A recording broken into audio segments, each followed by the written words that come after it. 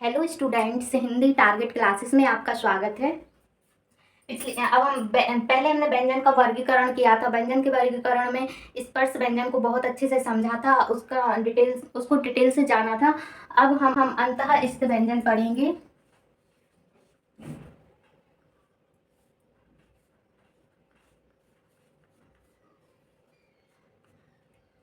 अंतःस्थ व्यंजन। अंतःस्थ व्यंजन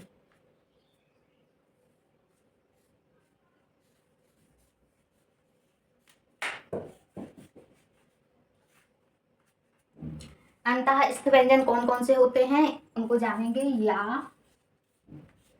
रा, ला और वा।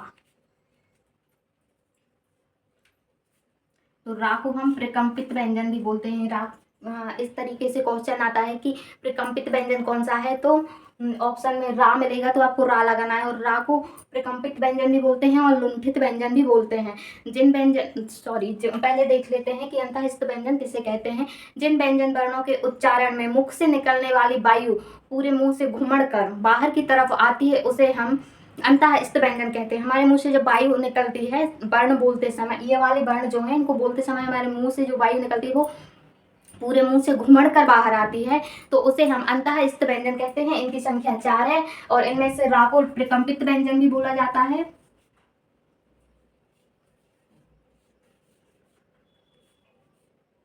प्रकंपित व्यंजन, ये प्रकंपित व्यंजन है और इसको लुंठित व्यंजन भी बोला जाता है।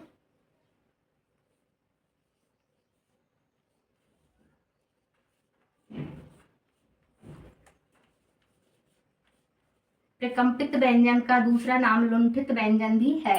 तो ये लुंठित व्यंजन भी रा है और प्रकंपित व्यंजन भी रा है। जिन व्यंजन वर्णों को बोलते समय हमारे जीभ का अग्र भाग, जो आगे का जो भाग होता है, वायु के वेग के कारण कांपने लगता है।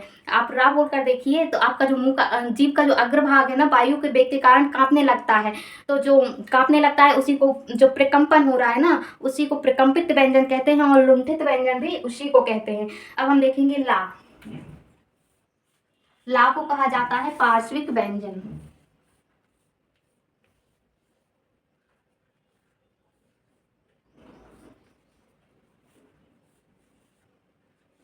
ला को बोलते हैं पार्श्विक व्यंजन।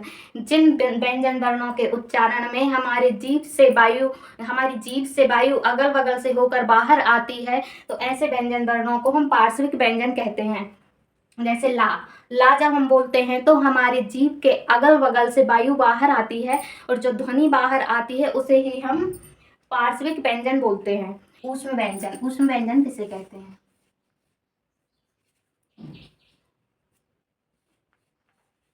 ऊष्म व्यंजन,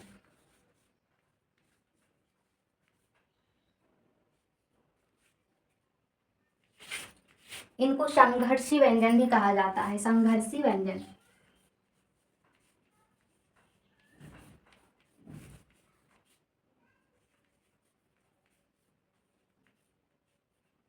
उस व्यंजन को एक और दूसरे नाम से संघर्षी व्यंजन के नाम से भी जाना जाता है। व्यंजन को संघर्षी व्यंजन भी कहते हैं। अब ऊष्म व्यंजन कौन कौन से हैं देखते हैं।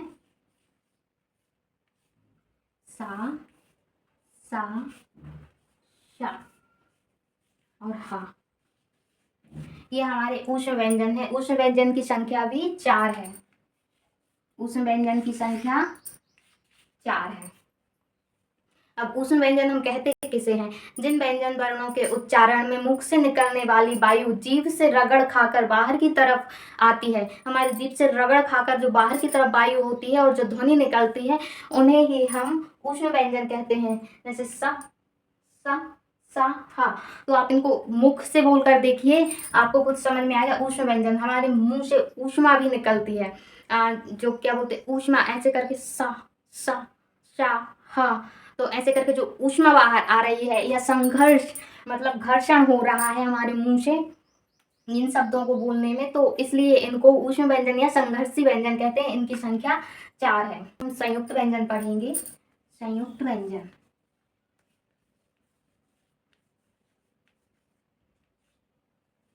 व्यंजन।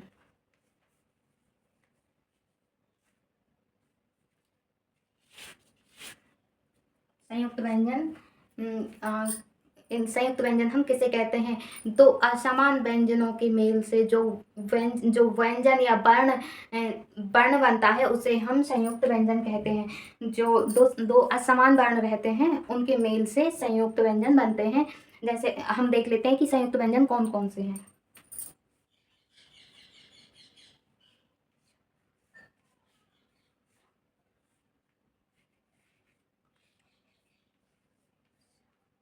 ये हमारे संयुक्त व्यंजन हैं। अब ये कैसे बने हैं संयुक्त व्यंजन, उनको देख लेते हैं।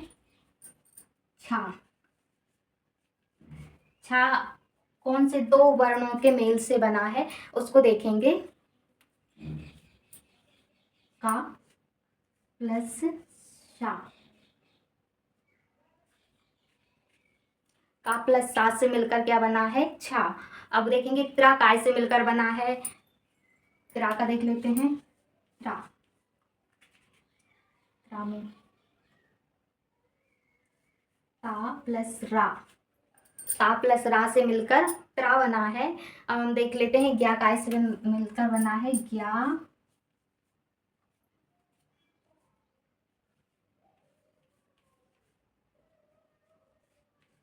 या जा प्लस या, इसमें ये क्या है? ये हलंत लगता है क्योंकि ये आज इसके बारे में भी आगे पढ़ाऊंगी। क्योंकि ये हलंत, इसका मतलब होता है कि इसमें ये व्यंजन अकेले हैं, इसमें स्वर सम्मिलित नहीं है, स्वर की सहायता से नहीं लिखे गए हैं ये, इसलिए इनको इस तरीके से लिखा जाता है। और इसमें स्वर की सहायता है इसलिए इसमें हलंत नहीं लगाया गया है। अब हम देख लेते हैं शिरा। शिरा का वर्गीकरण कैसे किया गया है वो देखेंगे।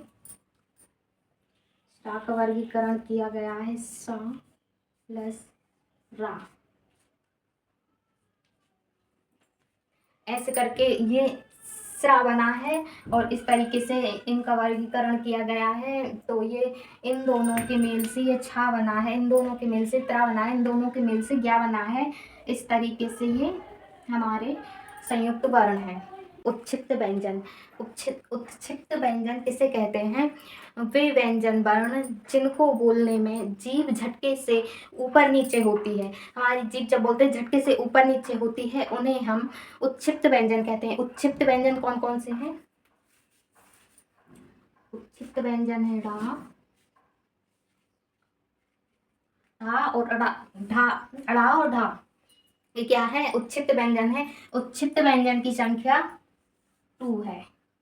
उत्क्षिप्त व्यंजन की संख्या 2 है। उत्क्षिप्त व्यंजन को अनेक नामों से जाना जाता है और ये बहुत इंपॉर्टेंट है। इस तरीके से नाम एग्जाम में जरूर आते हैं, मैं आपको बता रही हूँ। उत्क्षिप्त, पहला नाम है उत्क्षिप्त,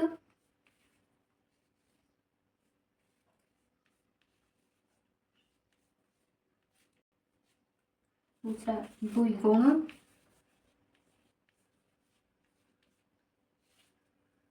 संकर,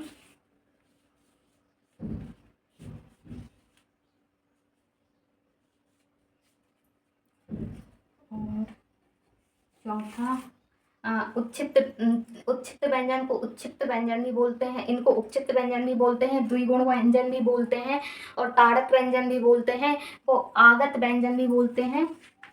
आगत, इनको विकसित व्यंजन भी बोलते हैं, इनको अनेक नामों से जाना जाता है। विकसित व्यंजन, और इस तरीके से नाम जरूर से पूछे जाते हैं। ये विकसित व्यंजन हो गए हैं और इनको और भी नामों से जाना, एक नाम और है इनका ताड़न जात।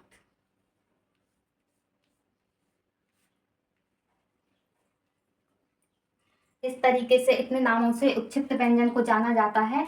और इनको बोलते समय हमारी जीभ जो है झटके से ऊपर नीचे होती है। आप बोल कर देखिए, इनका प्रैक्टिस करके देखिए। और इतने नामों से इनको जाना जाता है। उत्क्षिप्त, द्विगुण, संकर, आगत, विकसित, ताड़न जात, इस तरीके से इतने नामों से इनको जाना जाता है।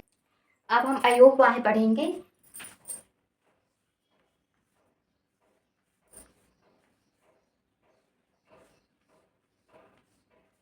अयोगवाह,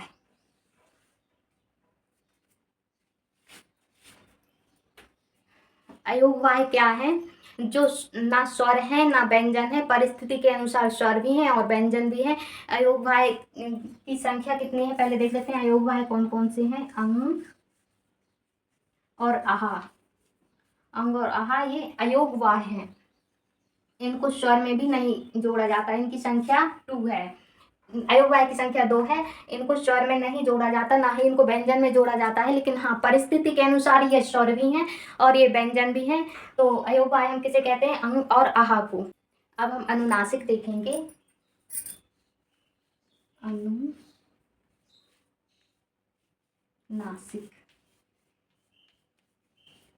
व्यंजन।